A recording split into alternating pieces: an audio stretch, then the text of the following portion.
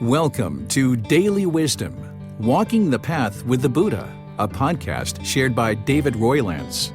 This podcast is dedicated to guiding you to completely eliminate the discontent mind and the suffering it causes by attaining enlightenment. Learn and practice the teachings of Gotama Buddha that will guide you to fully attain a peaceful, calm, serene, and content mind with joy. To support this podcast, visit patreon.com/support Buddha or visit buddhadailywisdom.com, where you will discover a full range of courses, retreats, and online learning resources to assist you on the path to enlightenment. Now, here's our teacher to share more.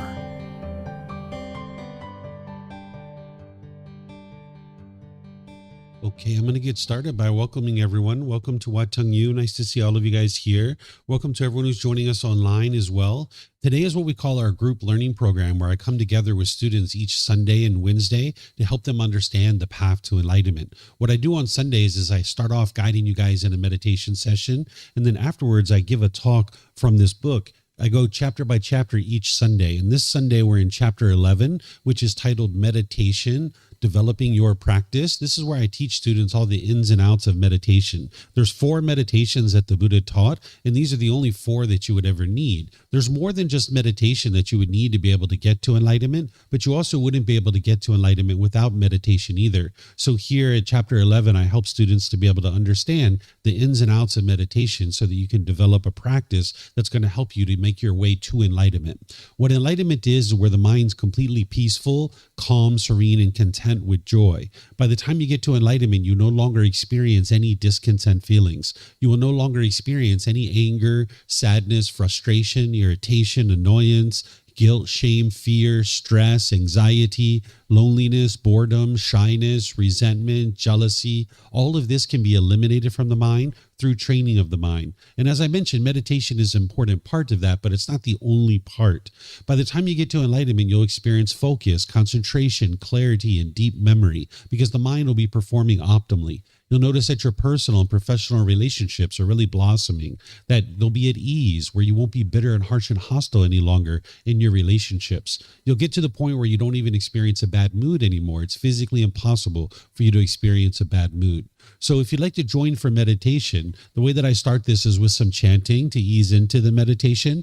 You can see these chants and actually chant along if you like. There's a laminated sheet over there on the cabinet that you're welcome to help yourself to, and you can see the chants and actually chant along. For those of you guys that are online, you can go to our website, buddhadailywisdom.com, click on free books, and if you scroll down towards the middle, you'll see the chanting sheet there.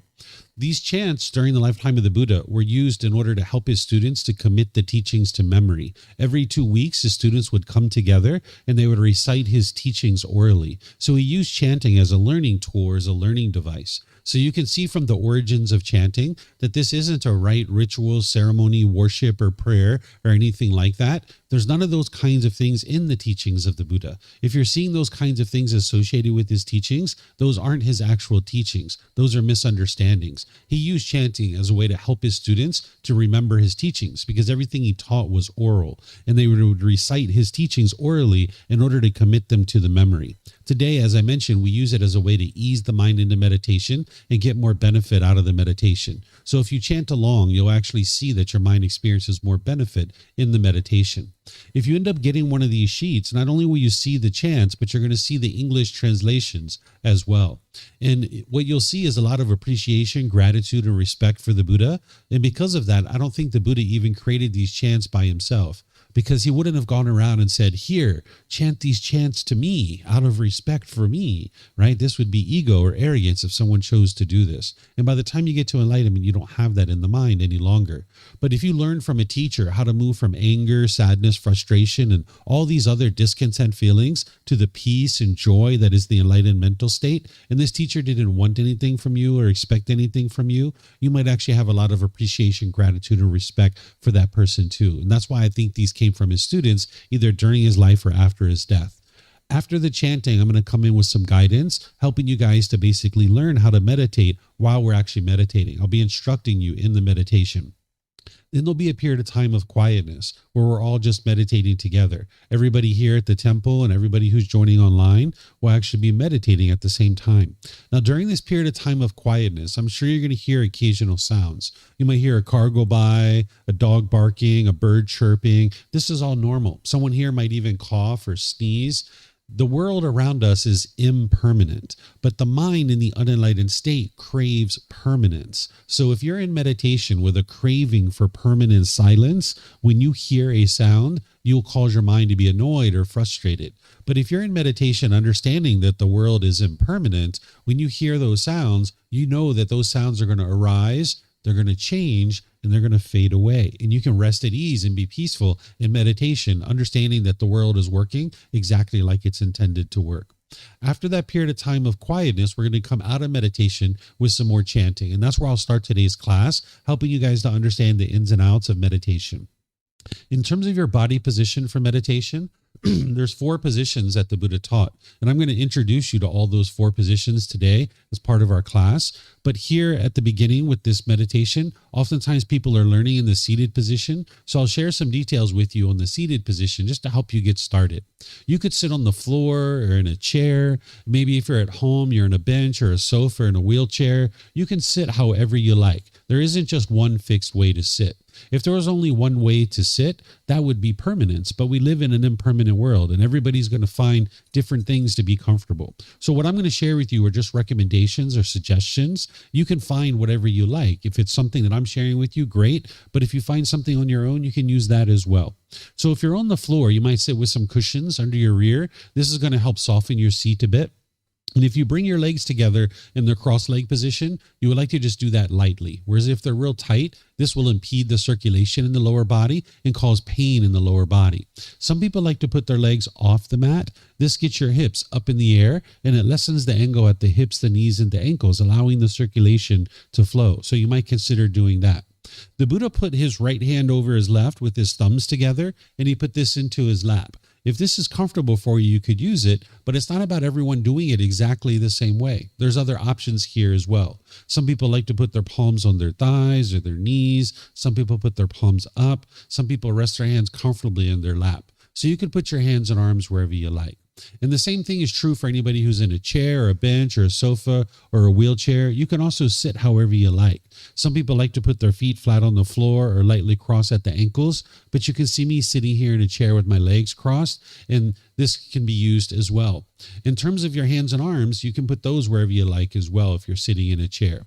Your upper body should be erect with your sternum up and your shoulders back. This will help keep the mind attentive and alert during the meditation. What meditation is a dedicated, active, purposeful training session where you're eliminating certain unwholesome qualities from the mind and you're cultivating certain wholesome qualities in the mind. So you like the mind to be attentive and alert during the meditation. Whereas if you were slouched, the mind would have a tendency to be dull or lethargic. But if you're real rigid with the upper body, the mind can be overactive or uptight. So you'd like the upper body to be in the middle with the sternum up and shoulders back, because not only does it keep the mind attentive and alert, but it'll make it easy for you to breathe in through the nose and out through the nose. So again, I'm going to start the meditation with some chanting, which you guys are welcome to join in on. Then I'll come back in with some guidance to be able to help you. I'm wondering if someone would be willing to close the door so we don't get the pollution coming in from outside. Thank you, sir.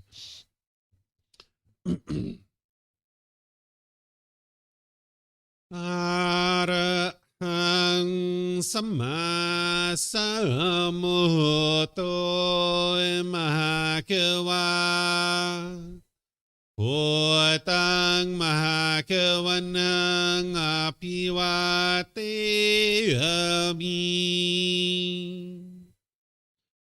Savakato Mahakavata Tammo Dhammang Namasami Supatipano Mahakavato Savaka Sankho Sanghang Namami.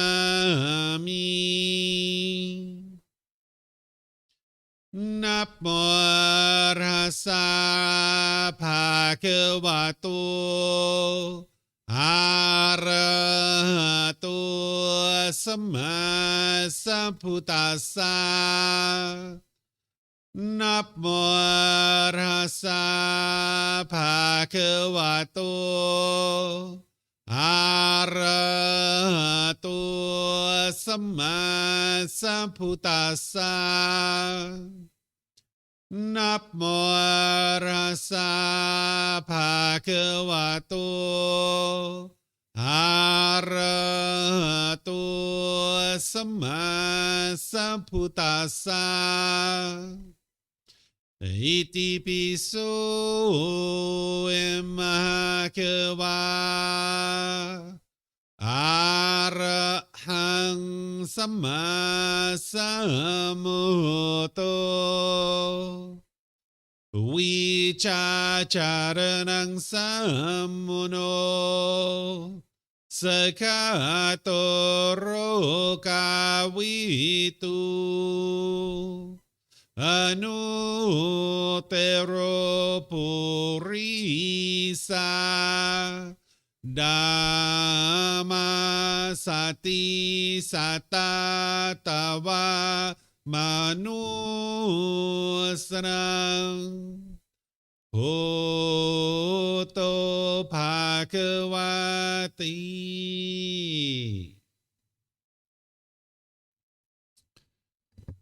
Okay, with the lower body and hands and arms comfortable, and the upper body erect, just close the eyes and start breathing in through the nose and out through the nose. Here, you're just looking to establish the breath, a nice, natural, steady, consistent breath. Not forced or controlled, just a gradual inhale through the nose, experiencing the full breath. And then, whenever you're ready, exhale out through the nose. Breathing in and out.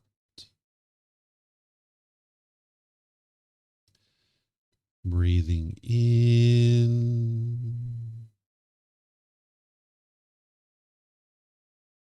and out.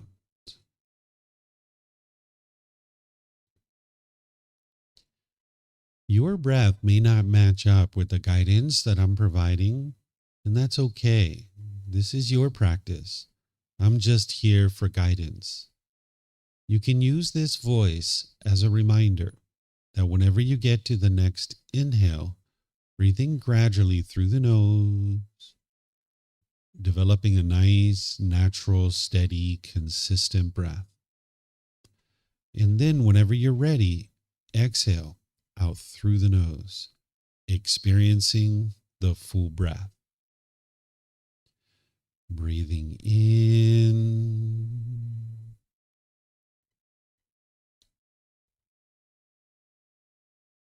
and out.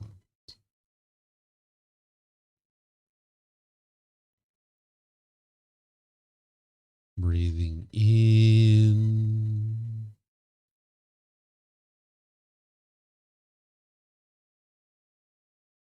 and out.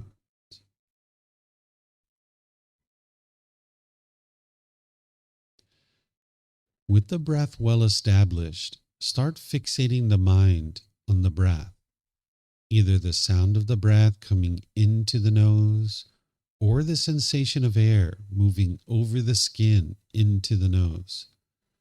The breath is the present moment. Fixate the mind on the breath, the present moment. Breathing in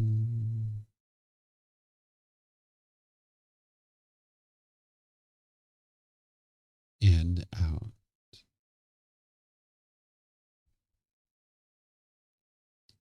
Breathing in and out.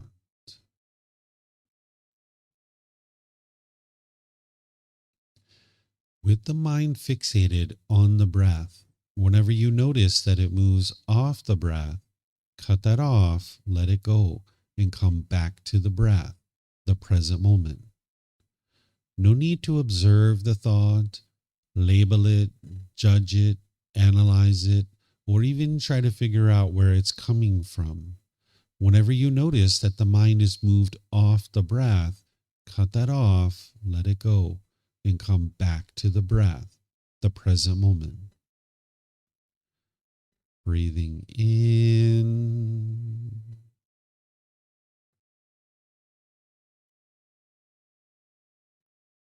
and out.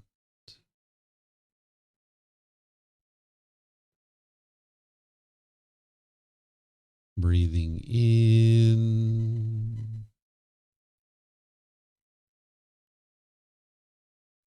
and out.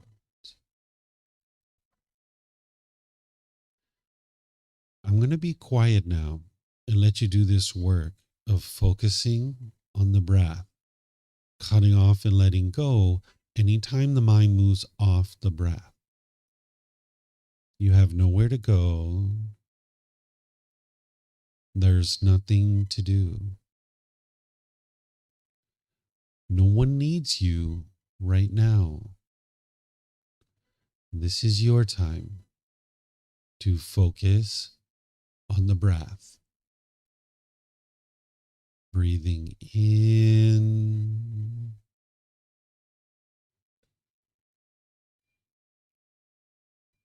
and out.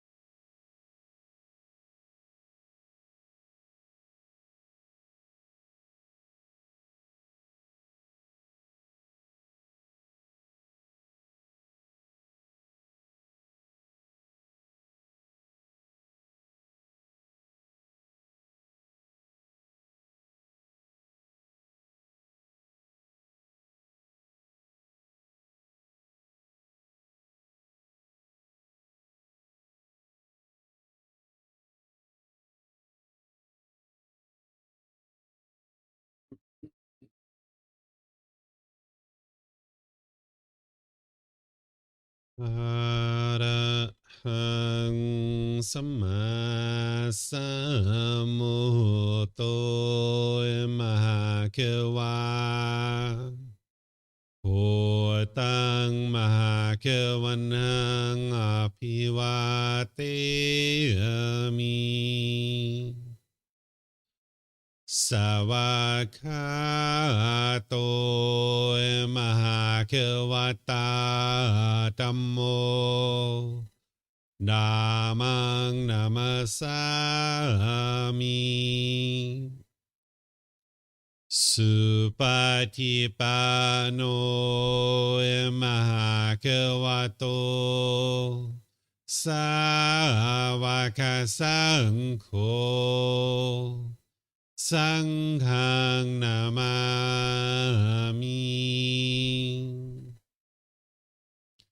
Namo Tassa Bhagavato Arahato Samma Sambuddhassa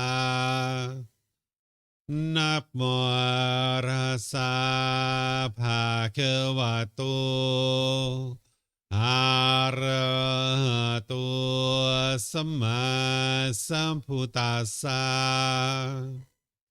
Namo Tassa Bhagavato Arahato Samma Sambuddhassa Iti piso Mahakeva Arahang Samma Sambuddho Vicacaranang Sammuno Sakato Rokavitu Anutero Purisa Dhamma Sati Satatawa Manusrang Bhutto Bhagavati.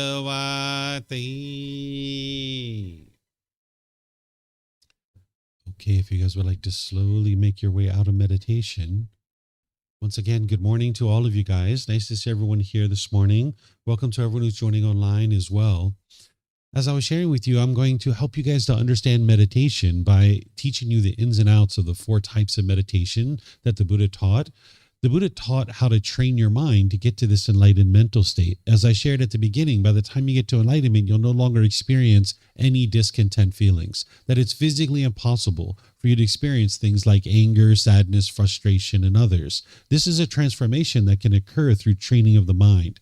There's no belief in the teachings of the Buddha. You're not believing a bunch of things and then hoping something good happens when you die. You're also not following rules or commandments or doing rites, rituals, ceremonies, worship, or prayer. If you've been introduced to those kinds of things as part of the teachings of the Buddha, those aren't actually his teachings. Those are gross misunderstandings of what he actually taught. He taught you to do this inner work, this inner growth, this inner development through training of the mind. He identified these 10 individual pollutions that are in the mind, and when you uproot these pollutions out of the mind, that's where the mind's starting to experience more and more of the qualities of the enlightened mental state. It's kind of like if you had the sun and there was clouds in front of the sun, it would hinder you from being able to experience the rays of the sun. But when you peel away the clouds, the rays of the sun can shine through more and more. This is what the enlightened mental state is like. While we talk about it as attaining enlightenment, one of the ways you might think about it is that the mind is already enlightened, but you just have these pollutions that are in the way that are hindering you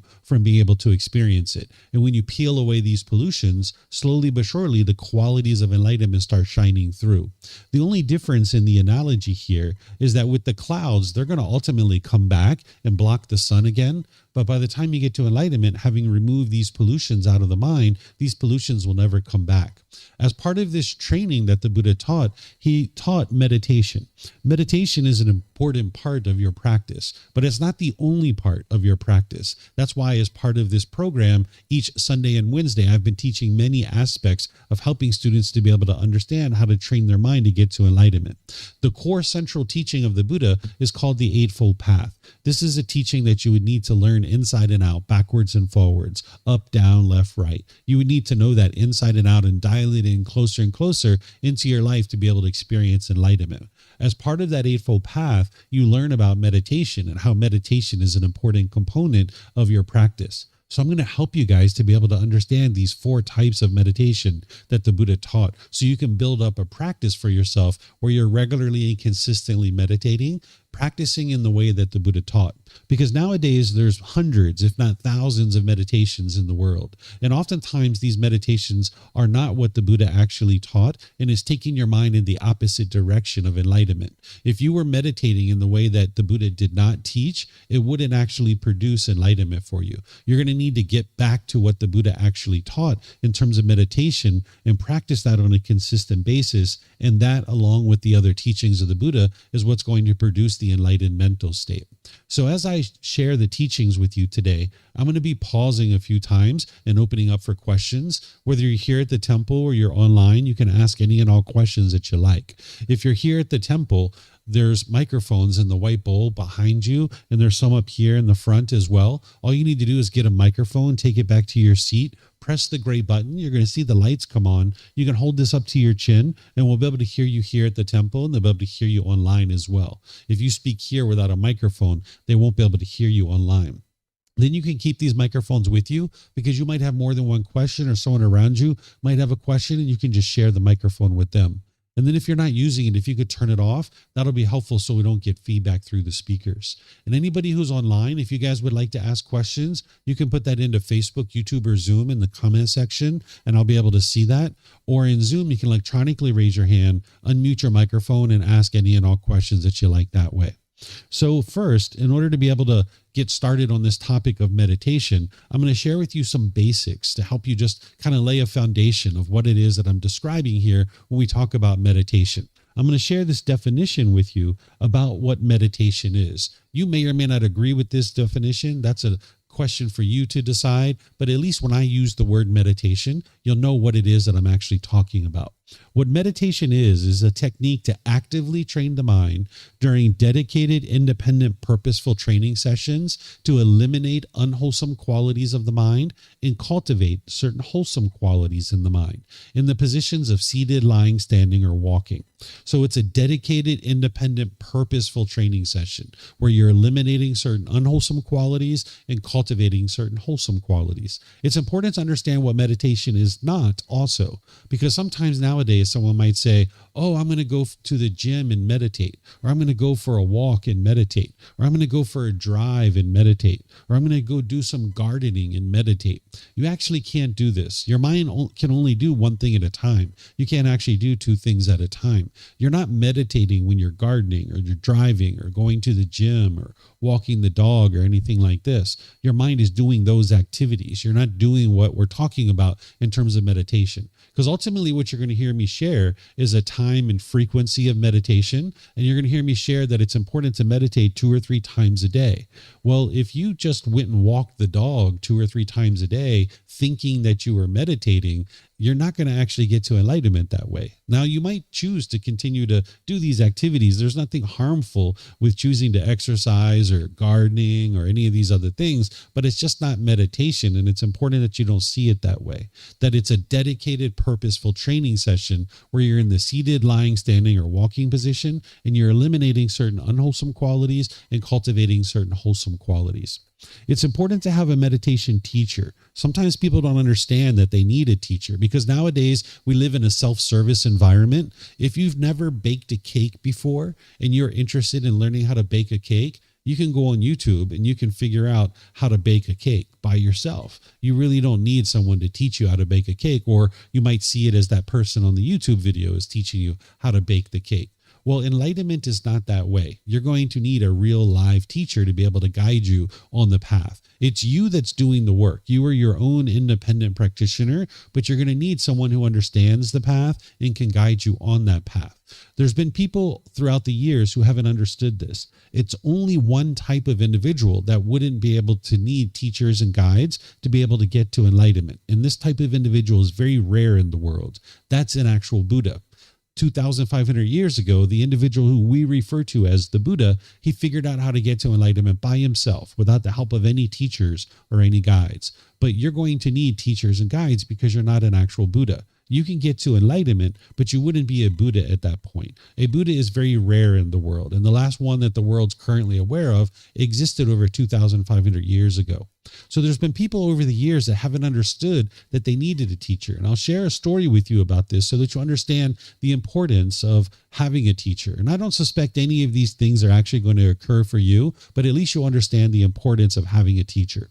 There's an individual several years ago who was a practicing doctor. There's a physician in their home country, and they were trying to get to enlightenment by themselves. They were reading books, they were watching videos, they were doing all these other things, trying to train their own mind with all these different resources.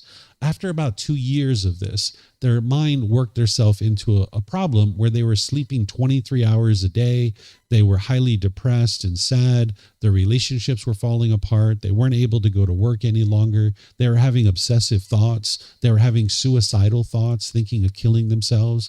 Now, this is all very detrimental to somebody's life. And this was an intelligent individual. They were a doctor. They're a practicing doctor, right? So they're somebody who understood how to study and how to learn through books and stuff like this. But they didn't understand that they needed teachers and guides to be able to help them. So after 2 years of experiencing this, for one reason or another, this person reached out and asked me for help. They found me on the internet, asked if I would help them, and I started helping them over the internet for several months. And then I realized how strong of a case that they were having, how much difficulty they were having, and I invited them to come to Thailand and let them know that I could teach them here if they would come to Thailand. So they ended up coming here, and I helped them for a period of time, and then ultimately they went back home and they continued to train their mind. And now, several years later, they're no longer experiencing any of those problems that I just mentioned. They're back to work. They're sleeping a regular schedule. They're not having suicidal thoughts anymore. They're just fine. Their relationship with their fiance did fall apart. They weren't ever able to get married to that person. But nonetheless, they're back to work and they're feeling great. And they're completely fine with the fact that their relationship didn't go forward. Now, I share this story with you to show you how important it is to have a teacher, because this isn't like baking a cake. This isn't self-service. With enlightenment, you're going to need somebody who can understand your mind and provide you the guidance that you need. Because as you're meditating and as you're training your mind, you're going to have different experiences, and you're going to need to reach out to somebody and ask them, hey, I'm experiencing this. Is this normal? And if what you get back from your teacher is, yes, that's normal, keep going, that can give you some confidence and reassurance that you're headed in the right direction. But if you don't have that ability, then you're not going to be able to gain that confidence, because you can't ask a book questions. It's not possible for you to do that. So you're going to need somebody that you can have confidence in and you can trust to be able to ask questions and get help as you need that. Whether you consider that meditation teacher to be me or somebody else, that's a choice for you to make. Just know that I don't have any expectations of you. You can learn with me now, in the future. It's really up to you. I don't need to hear from you every week, every month, every year.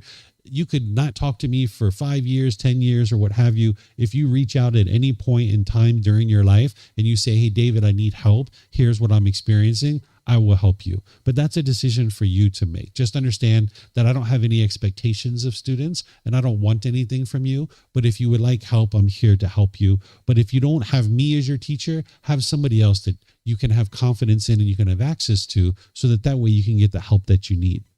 There's 4 positions to meditate in: seated, lying, standing, and walking. I'll introduce you to each of these 4 positions and how you might decide to use these, because this is like a tool belt, and assembling a tool belt and then invoking the different tools and using these different tools at different times in your journey to enlightenment. Oftentimes people are learning in the seated position. They're starting out with this. And you guys did the seated position today, and I gave you guys guidance on that, where you're sitting on the floor, you cross your legs, or you're sitting in a chair. And I explained to you all the details of that particular position. That's kind of like the primary position for most people when they're learning and practicing the teachings of the Buddha and training their mind in meditation. The seated position, either on the floor, in a chair, a bench, a sofa, or a wheelchair, these are typical places where people will do the primary amount of their meditation, but not everybody. But that's oftentimes where people are starting. So the seated position is really great to get started with, but sometimes what you might notice is that you have aches and pains in your body, even sitting in a chair. You could have your hip pain or back pain or different things like this. And that's where the lying position comes in, where you lie on the floor, face up with your arms out to the side, and all the muscles in your body are completely relaxed. If you've done yoga, they call this resting pose or corpse pose, shavasana. You might hear these different terms referring to this particular position. And it's really great because all the muscles in the body are completely relaxed. But in the seated position and the lying position, the mind sometimes have a tendency to fall asleep. If you notice that you're sleepy, you could actually switch to a standing position or a walking position. There's other purposes for these as well, like the standing position. I've used this one at a bus stop before, where I was waiting for a bus and I knew the bus wasn't coming for 10 or 15 minutes, and I decided I would like to do some meditation. There was nowhere to sit down, and I just stood there with my feet at shoulder width, clasping my wrist in front of me, or having my arms to the side, or having my arms behind me. And now I can just sit there and meditate. What you're doing with the mind is exactly the same thing from position to position, but you're doing it in the standing position, which tends to invigorate the mind. So if you're falling asleep, it's helpful for that. But you could also use it at a bus stop. I might not have considered that one to be one of my main meditations throughout my day, but it was just kind of like a little touch-up meditation. I've also used it, like say I was at a government office where I was waiting in line, and this line only moves once every 5 or 10 minutes or 20 minutes because it's a process that is taking a long time and this line is not moving very frequently. I might stand there in line and do some meditation. So you could use it for that as well. The walking position is also helpful if you're noticing that you're falling asleep in the seated or the lying position. It helps to invigorate the mind a bit. But it's also helpful if you have an overactive mind, if you have a lot of energy in your mind, and the last thing you're thinking about is being still in one particular location. There's this very intentional walking. It's not like walking to the store. It's a very specific type of meditation where you're doing intentional walking. And I teach this in the various courses that I share. So next week, Monday through Friday, or I should say this week, since Sunday is the beginning of the week, starting tomorrow through Friday, I'm teaching a Foundation in the Path to Enlightenment course where Monday through Friday from 9 to 3, I'm going to be sharing all the foundational details that you need to be able to get on the path to enlightenment. And as part of that course, on Wednesday afternoon at 2 p.m., I'm going to be teaching walking meditation. So this is really helpful for people that have overactive mind, a lot of energy in the mind. They're not interested in sitting and being still. It's also helpful if you're falling asleep in meditation as well. But it's a specific type of meditation, and it's different than the others. So these are the basics of meditation. Do you guys have any questions here to ask that you would like to ask, just to kind of understand some of the basics? No questions here? Okay, let me see if we have any questions online here. Okay, I don't see any questions online either. Okay, so now let's talk about starting and conducting a meditation session. One second, let me adjust this here. Okay, so it's important to understand that the mind is the boss and the body is the employee. What I mean by that is it's the body that is just following along with whatever is going on in the mind. And the mind is the boss. That's what you're training, is the boss. But in order to get to the boss, you've got to go through the employee. You can't just walk straight into the boss's office. You need to go through the employee. So if the employee is painful, they're not going to take you to go see the boss. But if the employee is luxurious, they're not going to take you to go see the boss either. You need the employees to be comfortable. It's the same thing with your body. You're not interested in the body being painful or luxurious, but instead to be in the middle where it's comfortable. And now by having the body comfortable, it'll take you to go see the boss so you can actually train the mind.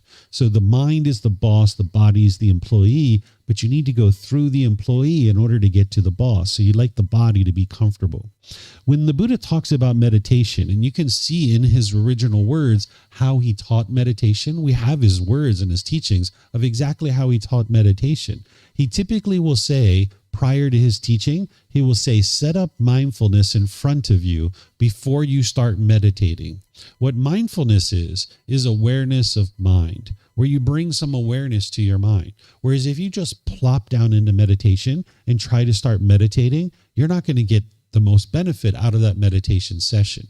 You would actually like to bring some awareness to your mind. And that's why I do chanting, that it helps bring awareness to your mind. You're going to need a certain awareness of your mind in order to be able to chant. You can't just haphazardly chant. You're going to need to build this awareness of the mind and awareness of the breath, and it eases the mind in the meditation so you can get more benefit out of the meditation itself. Whereas if you just plop down into meditation and try to start meditating, it might be 5, 10, 15 minutes before you start reaping the benefits of that meditation. But if you kind of prepare the mind a bit by setting up mindfulness or awareness of mind prior to meditating, you'll actually get more benefit out of the meditation session. So if you use chanting, that's great. You can use that and learn how to do it, but you don't have to chant in order to get to enlightenment. During the lifetime of the Buddha, you had to chant in order to get to enlightenment because that's the way they committed the teachings to memory and they were able to remember the teachings. But nowadays, you actually don't have to chant in order to be able to get to enlightenment. That's the only one thing that I teach, that if you didn't do that, you would actually still be able to get to enlightenment. All the other things that I share with you is what you would absolutely need in order to be able to get to enlightenment. So while you don't need chanting in order to get to enlightenment, you do need to set up mindfulness in front of you before you start meditating. So if you use chanting, great, but if not, do something else. Maybe you take off your shoes, you go to the bathroom, you sit down, you kind of gather your thoughts before you actually start meditating. Bring some awareness to your mind before you meditate. In terms of the time, frequency, and schedule of meditation, it's important to understand that you're not going to be able to meditate at exactly the same time every single day. It is physically impossible for you to do that. If you set up for yourself that you're going to meditate every day at 8 a.m., I can tell you right now that it's not going to happen. For those of you guys that understand the universal truth of impermanence, you can understand through that it's not possible for you to meditate at exactly the same time every day. For example, I've been in my room before meditating, and I was maybe 3 minutes into my meditation, and my son walks in and says, "Hey, Dad, I need you to take me to school." I said, "Oh, yeah, I thought your mom was going to take you to school." He said, "Yeah, me too. She's gone. I have no idea where she's at. I need you to take me to school." I was like, "All right, well, I guess I'm going to take you to school then," right? So things are going to come up, right? So you're not going to be able to meditate at exactly the same time. The Buddha didn't meditate at exactly the same time every day.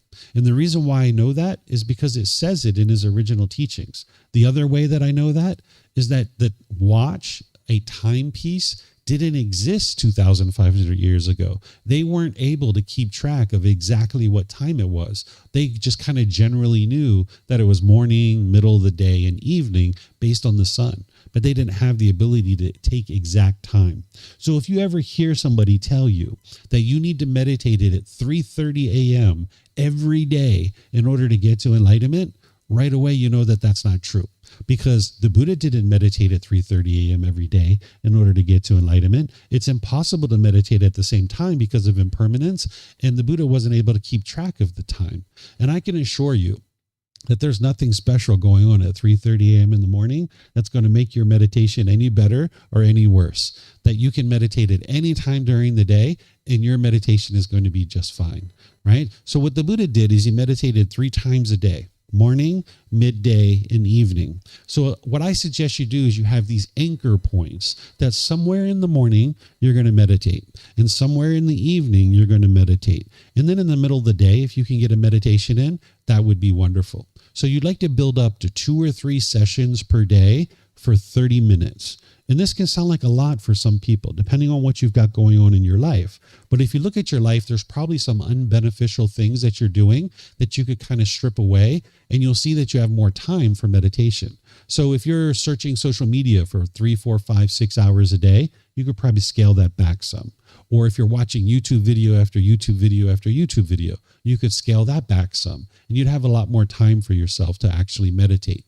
It can take you 6 months, a year, even 2 years to build up to this type of practice of 2 or 3 sessions per day for 30 minutes. What you're going to notice is your frequency is more important than the amount of meditation.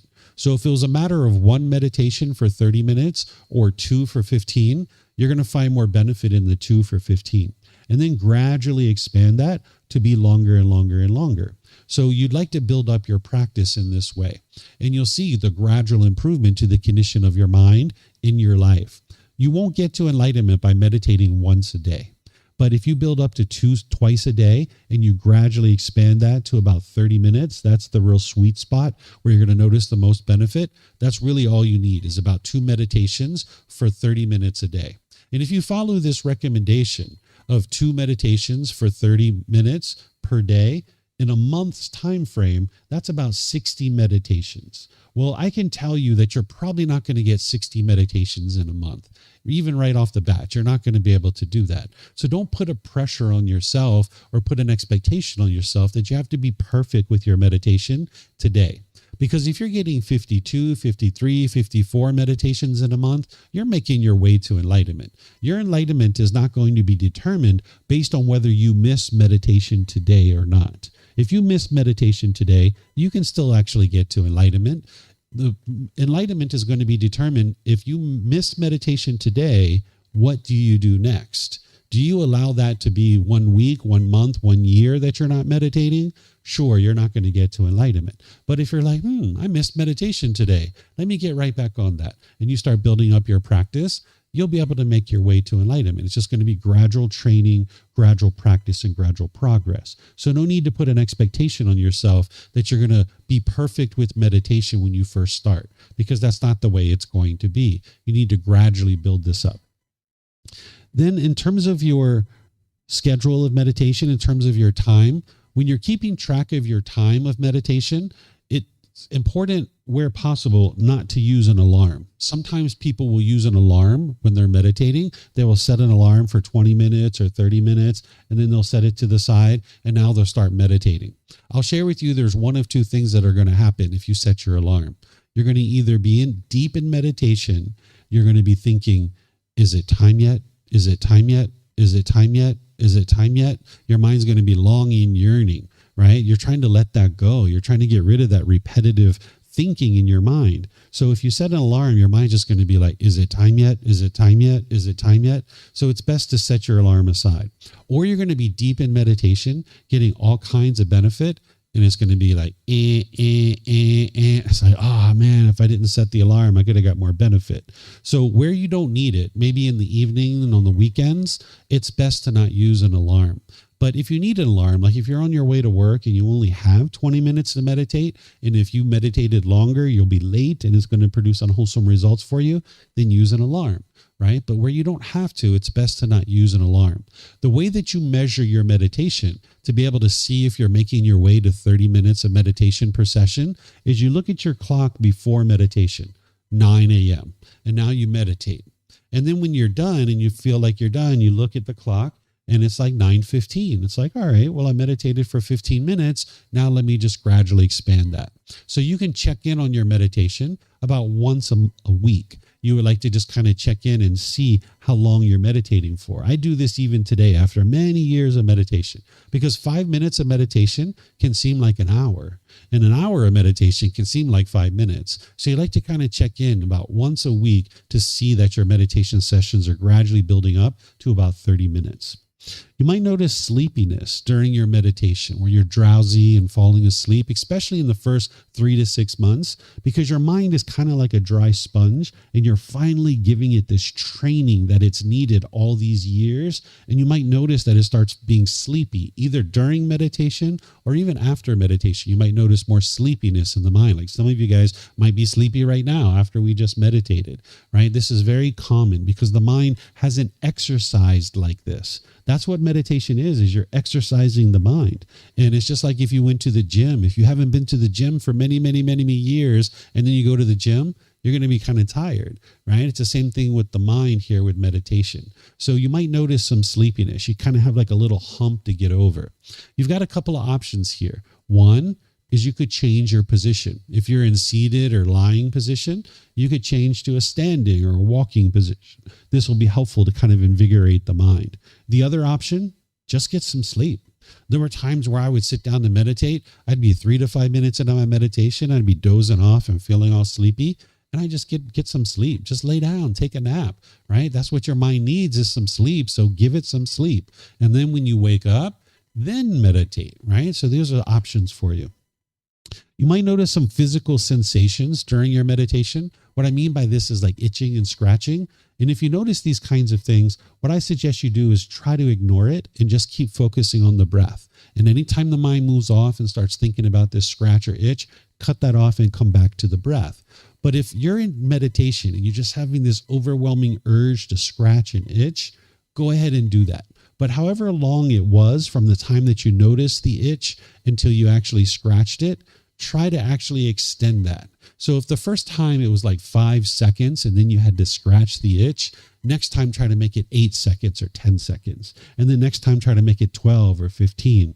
And then try to get to 20 or 30. Eventually get to the point where you notice the itch, you can see that it changes, and then it fades away, because this itch is impermanent. And what you're doing is you're training your mind to be comfortable with the impermanent nature of the world and how the world around you is impermanent. So if you're in meditation with an urge to itch, try to ignore that and be unaffected, because this is your mind craving permanent comfort of the body, where in reality, your body is not going to be permanently comfortable. It's not possible in this world. Then there's visual stimulation that some people actually experience. I get emails sometimes or messages where students say, "Hey, David, I saw the color green in my meditation. Does that mean I'm going to get rich?" And then they'll write me an email, or they'll say, "David, I saw the color purple. Does that mean my boyfriend or girlfriend's going to come back to me? What does that mean?" Right? So I'll explain to you guys what's going on here with this visual stimulation. It doesn't mean any of those kinds of things. Sometimes people think that they're a special person just because they're experiencing these colors or images or things like this. So sight is actually occurring inside the brain. The eye itself is just bringing in light. So the sight is occurring inside the brain. That's why when your eyes are closed, you can still see things, because sight is occurring inside the brain. What we're doing as part of meditation is we're training the mind. The mind is non-physical. It's non-tangible. The brain is the physical organ. These are two separate things. And when you're training the mind, there's a connection between the mind and the brain, but they're not the same thing. And as you're training the mind and cleaning up the mind, the physical structures of the brain are actually changing. Doctors, researchers, and scientists are able to measure this these days, where during the lifetime of the Buddha, they weren't able to do that. But now doctors and researchers are measuring the brain, and they can see that the physical structures of the brain are actually changing in a beneficial way. And as these changes are occurring, you can see different colors and visual images inside as your eyes are closed. You might actually see these different colors. I actually heard this occurring many times, and I saw these things too, where I used to walk around with a lot of pressure in my skull. I used to have migraine headaches about 3 to 5 times a week. I would get significant headaches, sometimes to the point of vomiting, where I don't have any of that stuff anymore. I don't have the pressure in the skull. I don't get migraine headaches. I don't vomit and things like that because of headaches and things like that. And there were times where I was meditating and I could hear inside the skull, it was like, you could hear the brain actually physically changing. So you might notice these kinds of things. You might actually see certain colors or images while these things are occurring. So your boyfriend or girlfriend is not coming back to you based on your meditation. That's not what that is, right? If they're going to come back to you, they're going to come back to you for whatever reasons. If you're going to get rich, it's going to be your decisions that lead to that, not from your meditation. Okay. So you might observe visual stimulation. Sometimes people are taught to meditate with external stimulus. What I mean by this is like candles or music or beads or incense, phone apps and things like this. If you've been taught to meditate with those things, understand that that's what got you to where you are today. But what I'm going to teach you is it's best to leave those things behind and move on to a point where you only need 3 things to meditate. There's only 3 things that you actually need to meditate, and you'll have these 3 things with you now for the rest of your life. All you need is the body, the mind, and your breath. Those are the only three things that you actually need to meditate. If you can build up a practice where you're meditating with the body, the mind, and the breath, that means you can meditate anywhere, anytime. That your mind's not attached to these other things like beads and candle and incense and phone apps and things like this. Because if you're walking in a park someday and it's beautiful weather and the sun is glistening off the pond and the birds are chirping and you're like, wow, this is a really great place to meditate. I'd like to sit down and meditate. Oh, I don't have my favorite candle with me. I can't meditate. Or maybe you're like on some mountain trekking tour in the remote mountains of Chiang Mai. Maybe you're 3 days from civilization and you're like, wow, I'd like to meditate right here in the middle of the jungle. Oh man, my phone app isn't working. I can't meditate, right? So you'd like to build up a meditation practice where you can meditate anywhere, anytime. So if you're meditating with those kinds of things now, that's what got you to where you are. But now you can move beyond that. And what I suggest you do is you gradually move these things out of your life because your mind doesn't like change. It craves permanence in the unenlightened state. So when you start making changes to your meditation practice, your mind might not like this. So what I suggest you do is you do it gradually. So let's just say somebody was meditating with music right now. What I would suggest you do is you do one session with it and one session without it. One session with it, one session without it. One session with it, one session without it. Do that for like a week or so. And now when your mind gets acclimated to that, do one session with it, 2 or 3 without.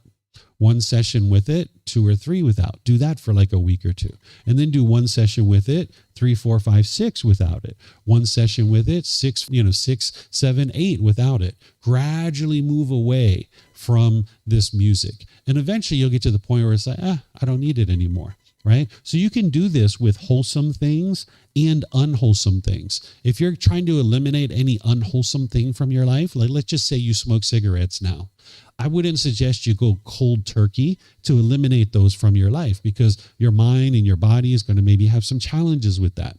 And it's not necessarily a sustainable change. Instead, if you're smoking 20 cigarettes a day right now, go down to 18 for like a week or 2, and then go down to 15 for a week or 2.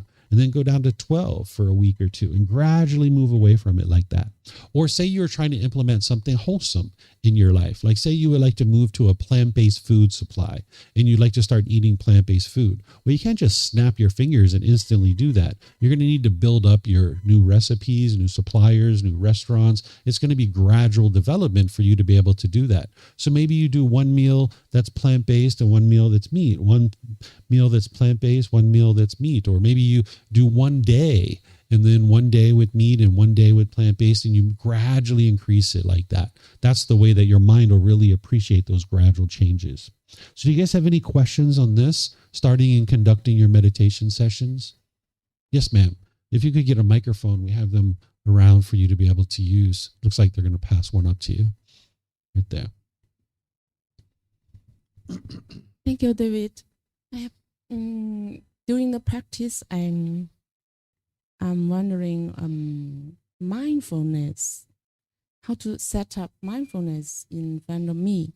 Do you mean mindfulness is the need to be calm, the need for peace in mind, or the focus of time on the thinking mode? So how to understand the mindfulness in front of you, the teacher's images or his lecture or something like that? Sure. So mindfulness in general is awareness of mind, where you're aware of your thoughts, your feelings, your ideas. You're aware of what's going on in there. That's what mindfulness is in general.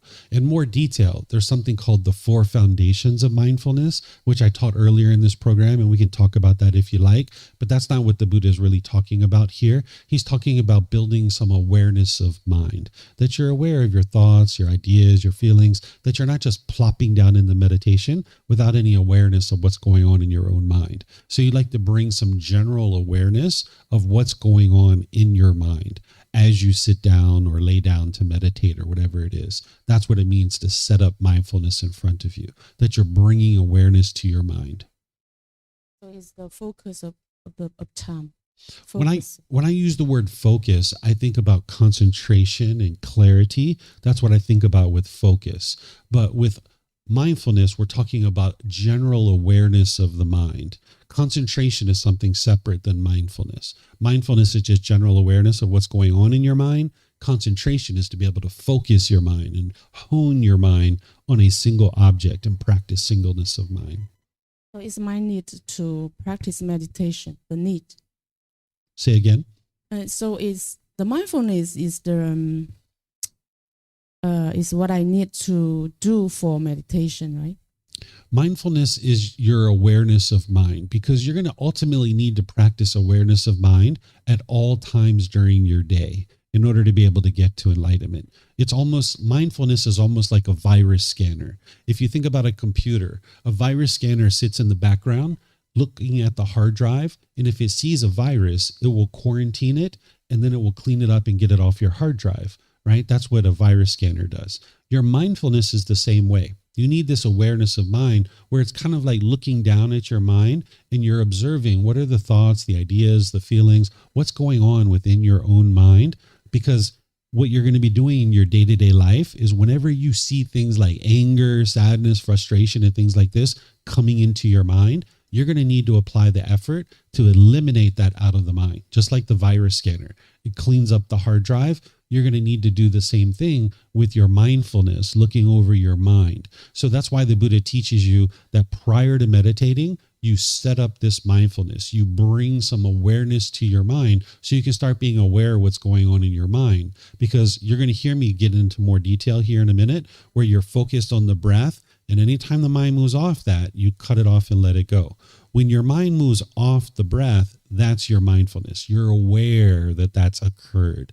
And that's what you're building as part of meditation, this breathing mindfulness meditation. You're building this awareness of mind. To see all the insight. Yes, not to see the insight. That's not what you're doing in meditation. You're not trying to build wisdom during meditation. That's one of the big misunderstandings that people have. You're actually building wholesome qualities and eliminating unwholesome qualities. So you're developing awareness of your mind. I see it. Okay. All right. So I don't see any other questions here online either. So let's move into the next part. Here, this is where the Buddha is introducing his 4 meditations. And I share this with you in the original words of the Buddha, so you can see that he only ever taught 4 meditations. Because as I shared, there's hundreds, if not thousands of meditations in the world right now. And oftentimes people aren't understanding what these 4 meditations are and the purpose of them. So here the Buddha is explaining in an introductory way, what are these 4 meditations that he taught and what's the purpose of them? So here, prior to this, he was teaching his ordained practitioners something else, and then he gets to this, where he says, having based himself on these 5 things, meaning the 5 things that he taught previously, the monk should develop further another 4 things. The perception of unattractiveness of the body should be developed to abandon lust. This is a meditation to eliminate sexual cravings, because sometimes people have a high sexual craving in their mind, and this is causing agitation and frustration, because if you can get sex, you'll be happy and excited about that, but if you can't, you'll be angry and frustrated. So there's a meditation to bring down your sexual cravings, so it'll help you so your mind's not so agitated and frustrated. Loving kindness should be developed to abandon ill will. This is a meditation to eliminate anger, hatred, and ill will, and all the lesser versions like frustration, agitation, and annoyance. Oftentimes people think that that kind of stuff is coming from other people, but it's actually coming from your own mind. This is why you can transform it. There's a meditation to help you eliminate the anger and frustration, even the slightest dislike. If you have dislike towards others, it's actually coming from your own mind. Sometimes people even have negative self-talk within their own mind where you're degrading and diminishing yourself.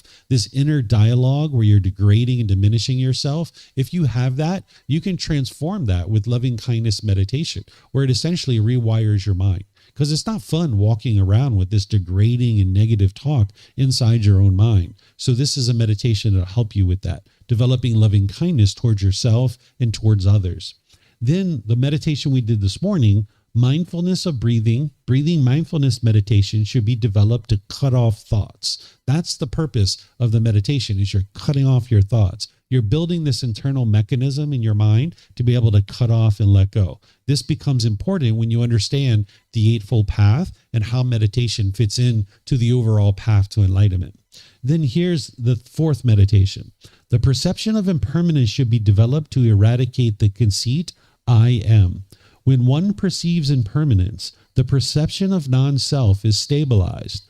One who perceives non-self eradicates the conceit, I am, which is nibbana or enlightenment in this very life.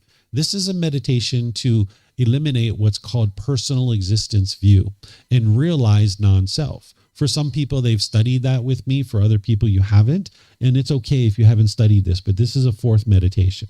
What I've done here on this next slide is I've taken each one of these meditations and I've put them in order of priority in terms of how you develop your practice. And I'm sharing with you the unwholesome qualities that you're eliminating and the wholesome qualities that you're cultivating. So what the Buddha would teach people first is breathing mindfulness meditation. You would like to spend about 4 to 6 weeks building up your breathing mindfulness meditation practice. What you're doing here is you're eliminating craving, desire, attachment, the mind longing, yearning, and chasing after the objects of its affection, because that's what's actually causing the mind to experience feelings like anger, sadness, frustration, and others. And you're cultivating mindfulness or awareness of mind and concentration or focus and clarity, where you can practice singleness of mind. So that's when you're focused on the breath, the mind moves off the breath. Moving off the breath, that's your mindfulness that notices that. And then when you bring it back to the breath and you're focused on the breath, that's your concentration. And then when you're cutting off and cutting off and cutting off, this is training your mind to eliminate craving, desire, attachment.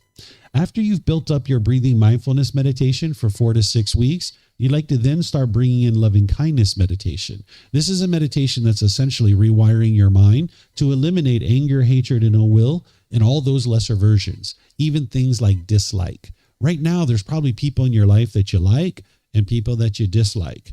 That dislike is from your cravings, desires, attachments. You want everybody to do things this way.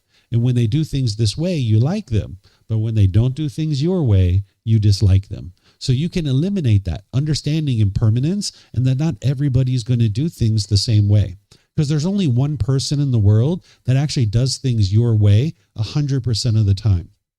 Do you know who this person is who does things your way 100% of the time? Yourself, right? So if you can only love people who do things your way, there's only one person in the world that you can actually love. And you might actually have problems loving that person from time to time too, because you're putting expectations on yourself and you might even have dislike towards yourself. So this meditation is going to help you eliminate that and then cultivate this loving kindness, this genuine interest in seeing all beings be well. And then you're going to need to go out into the world and practice being loving and kind through your intentions, your speech, and your actions. It's not just the meditation that's going to produce the transformation.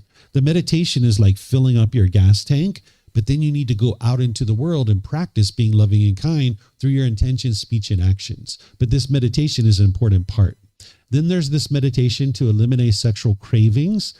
As I shared with you, sometimes people can have overactive mind where they're having a lot of sexual craving and they can be agitated and frustrated when they're not having sex. So this is a meditation to help you with that, to eliminate your sexual cravings and cultivate what's called the unattractiveness of the body. Because the reason why an individual would like to have sex is you see the outer skin, the hair, the makeup, the jewelry, the clothing, the muscles, and now you're actually interested in having sex. But if this person's skin was ripped off and all you saw was the underlying pieces of the body, you probably wouldn't be interested in having sex. So I'll explain to you guys what this meditation is all about.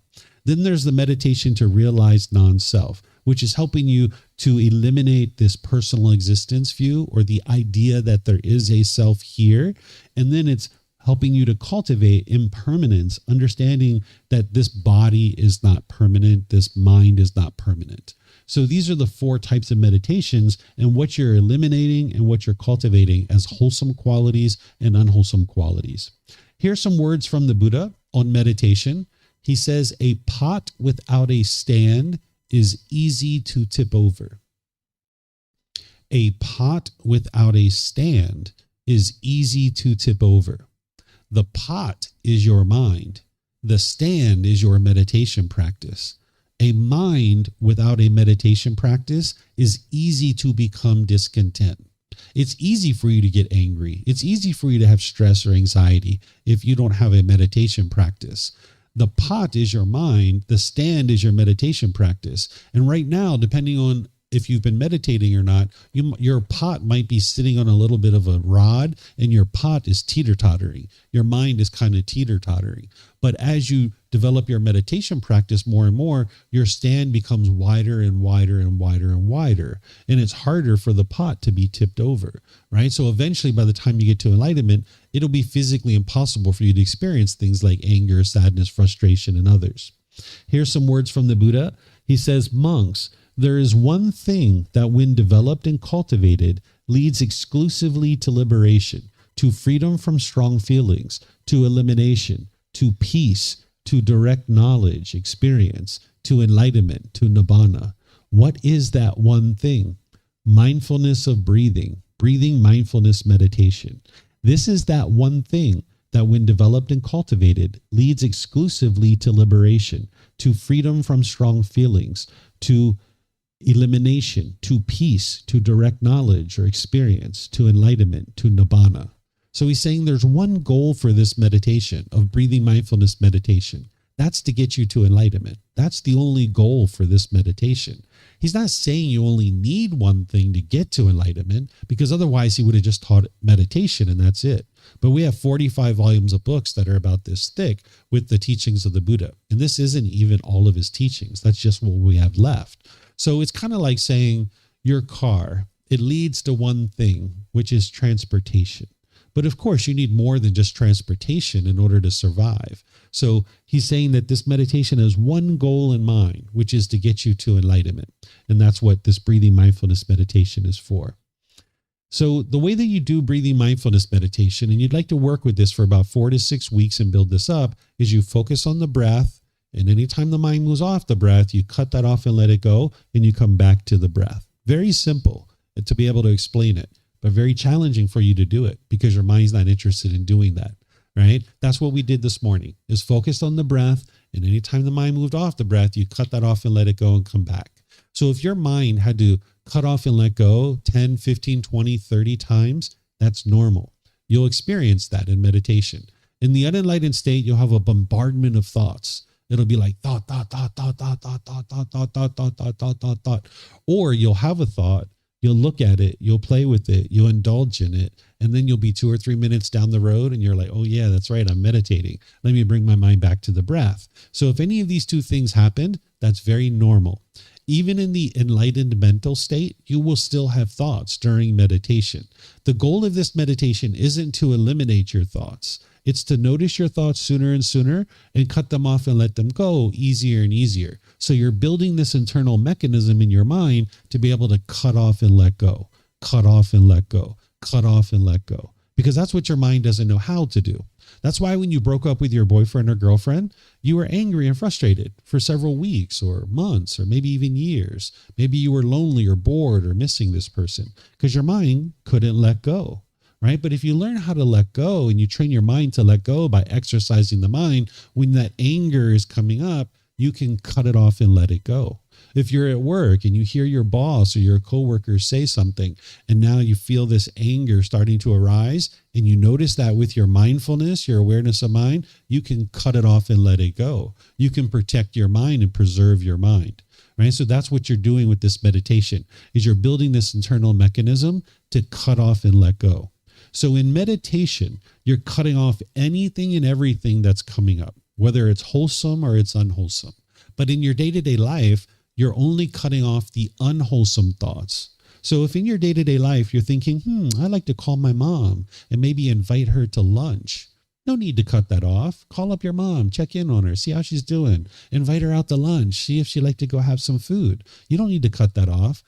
But if you're thinking about punching your boss in the face, cut that off, right? Because that's going to produce unwholesome results if you act upon that, right? So you'd like to cut off the unwholesome thoughts in your day-to-day life. It's kind of like a professional athlete. If I was a pole vaulter, my workout in the gym is going to look very different than my sport. I'm going to be doing weight training, cardiovascular training, agility training. But when I go do my sport, it looks completely different. I'm doing pole vaulting, right? So these two things are going to look different. Your meditation is training. You're cutting off everything and anything that's coming up, realizing that you will have thoughts during meditation. Even an enlightened being has thoughts, but they have quietness and stillness between their thoughts. Then in your day-to-day life, just cut off the unwholesome thoughts. Then there's loving kindness meditation. Loving kindness meditation is where you're doing affirmations within your own mind. You're doing these phrases, things like, may I be peaceful. May I be safe. May I be well. May I be free of all discontentedness and the suffering it causes. You repeat each one of these on the out breath. And I guide students in this from time to time. And I teach this from time to time. Here I'm just introducing it to you, but you can actually learn this and you can actually understand how to actually practice this as part of your practice. I'm going to be doing this at different times throughout the month and throughout the weeks. You'll see that I actually teach this, and I've taught this many times. It's on our YouTube channel, on our podcast, and other places. So this is a unique type of meditation. You're not actually trying to invoke some kind of special power to change yourself or to change other people. You're actually rewiring your mind. So what you hear me say during this meditation is you hear me say things like, may mom and dad be peaceful. May they be safe. May they be free of discontentedness. You're not trying to change mom and dad here, or your brothers and sisters, or people like that. You're changing your own mind. You're rewiring your own mind to be more loving and kind, so that now when you're around mom and dad, you can be more loving and kind. Oftentimes when you're having difficulties and struggles in a relationship, people think the way to solve this is to change the other person. You might be actually doing this where you're trying to change other people. You will never solve your relationship issues by changing other people. You can't change other people, but you can change your own mind. And by changing your own mind with this meditation, now when you're spending time around those people, you'll function differently. And that's what will actually transform your relationships. So this is a meditation that's going to help you to do that. And you can learn this after you've built up your loving kindness meditation. I'm about to change the slide to the next meditation, which is a meditation to eliminate sexual cravings. And in this next slide, I have a picture of a dead body, and it's dissected. So I just give you guys a heads up, because if you'd like to look at this, you'll see it. But if you're not interested in looking at it, you might decide that you're not interested and you'd like to close your eyes. But this is actually how you eliminate your craving for sex. So I'm going to flip this here. Okay. So this is a dead body. And during the lifetime of the Buddha, they would actually look at real live dead bodies because they had access to those. People would bring these dead bodies into the temple and they would have access to them, and they could meditate around the dead body, and they would see like maggots and different bugs and different things. They would see the body decomposing, and they would smell it too. So this is one of the ways that they would actually meditate in order to develop the unattractiveness of the body. Where today we don't do that with bodies because there's disease and illness that can come about from that. So what we do instead is we look at pictures like this, where you just sit here with your eyes open, looking at this picture, and you develop the unattractiveness of the body within your own mind. You look over this type of picture, and there's plenty of different pictures like this that you can get from the internet, and you can actually see the body in this undesirable form. And then slowly but surely, you can cultivate the unattractiveness of the body where the mind gradually diminishes its sexual craving. It's not going to happen overnight. It's not like you do this one time and then instantly you're not interested in sex anymore. That's not the way that it actually works. But gradually over time, it'll gradually diminish. Because like I mentioned, if you have a really strong sex drive, you might be out there having sex with lots of different people. And now you can experience sexually transmitted diseases. You can experience fights and arguments. Some people can actually get murdered. You can have your material possessions destroyed. This is the result of making decisions to have sex with lots of different people instead of just one loyal partner. So you would like to bring your sexual life down to just one loyal partner. And over time, you might decide to completely eliminate your sexual craving 100%. So this meditation can help you to either decrease your sexual craving or completely eliminate it 100%. Oftentimes students come to me and they'd like guidance on this privately. I do teach this at different times during the year, but more frequently students come to me and ask about it privately. Maybe they have a addiction to pornography or sex or something like this, and they need this. So if you ever would like to talk about this, I will help you to be able to understand how to do this more thoroughly. Today, I'm just kind of introducing it to you. Then there's a meditation to help you realize non-self, where you can eliminate the mind clinging and holding on, thinking that this body or this mind is who you are as a person.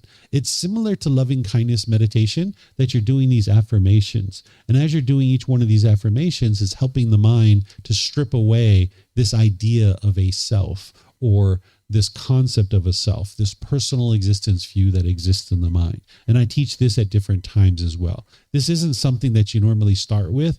You're going to probably take a year or two to build up to the point where you're ultimately maybe doing this type of meditation.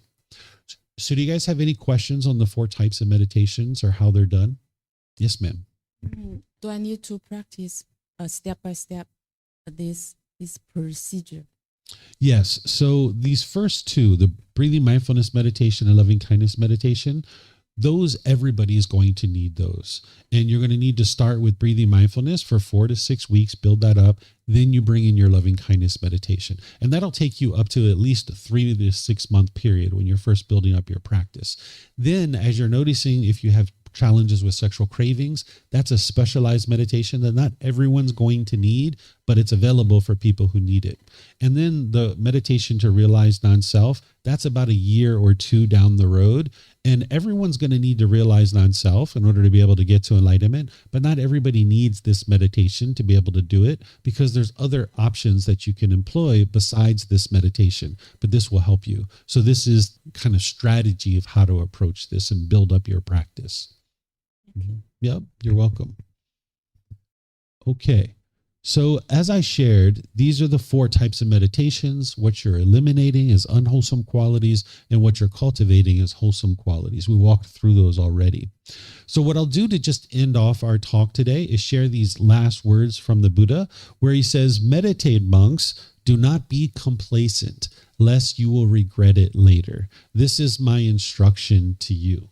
You won't find anywhere in the teachings of the Buddha where he's pushing you, or he's trying to convince you, or he's trying to force you to do anything whatsoever, because he already got to peace. He already got to joy. And then he spent the rest of his life sharing with others how to experience that same mental state. He's not trying to pressure you or control you to do any particular thing. Instead, if you're interested in understanding this better way of life and how to get to this peace and joy, he would share it with you. But this is one place where you'll see him kind of motivating his students a little bit, saying, hey, meditate, because if you don't meditate, you're going to regret it later. Don't allow the mind to be complacent, because what your mind's going to do when it's time to meditate is it's like, oh, I want to see a little bit more social media, or I want to watch a little bit more videos, or I want to go do this, or I want to go do that. The mind's complacency will tend to put meditation on the back burner, but you're going to need to prioritize your meditation and make it a real priority.